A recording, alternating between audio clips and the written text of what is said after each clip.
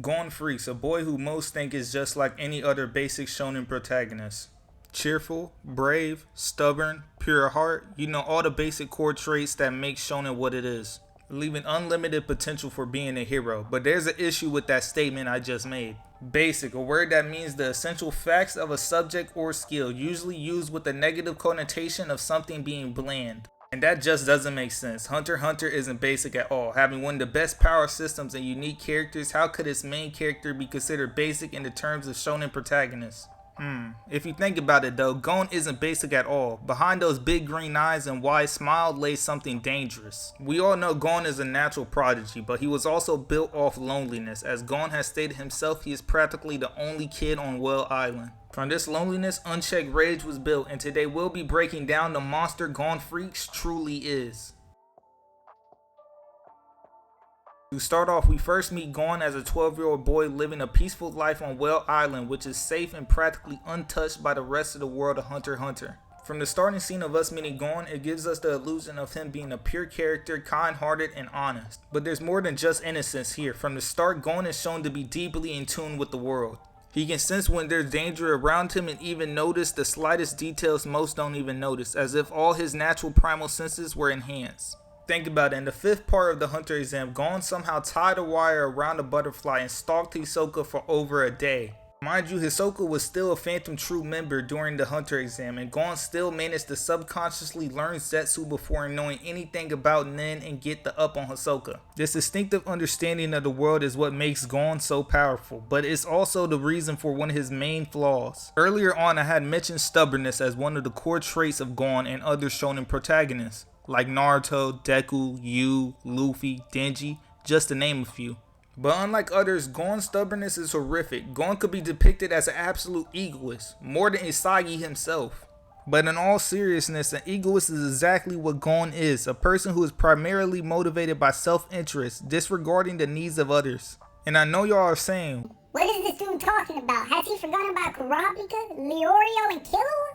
Yes, he helps out people, but only those he considers friends. If someone falls outside of his emotional circle, Gon doesn't feel obligated to save them. He doesn't consider the consequences of his actions beyond their immediate emotional cost. And even if they are his friends, he's willing to disregard their lives entirely for his own purposes to succeed.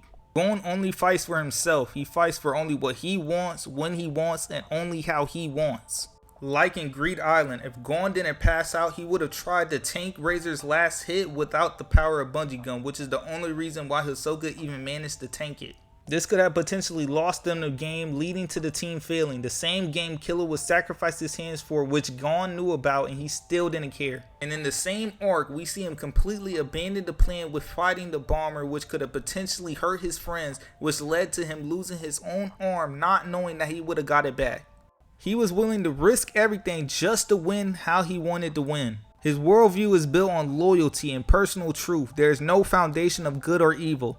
It's the reason why we can see him smiling and goofing off with his friends, then be ready to kill another person. But even like this, Gon still wasn't a complete demon. For others, he was hope. Like the Killua, he refers to Gon as his light. But even with that, all lights eventually fade, leading to only darkness. Kite.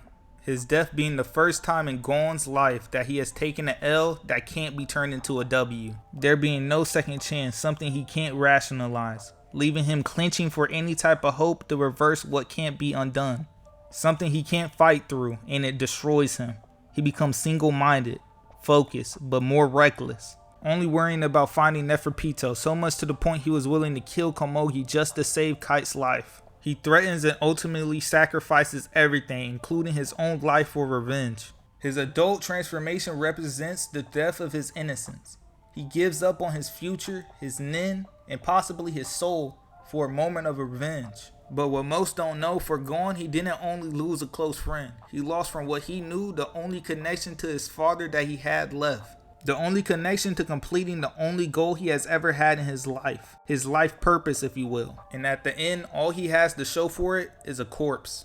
After the battle, Gon is broken. His body is destroyed, his nin is gone, and all the people around him, especially Killua, are forced to pick up the pieces. And even after all of that, as soon as he hears he can meet his father again, he immediately goes straight off to him, not even thinking about all the sacrifices he had to make. This man Gon sacrificed everything to find a man who's distant, cold, and uninterested in being his father. But this allows Gon to stop putting himself into others' paths and find himself. And at the end of the show, they leave us off with Gon at peace. A perfect ending.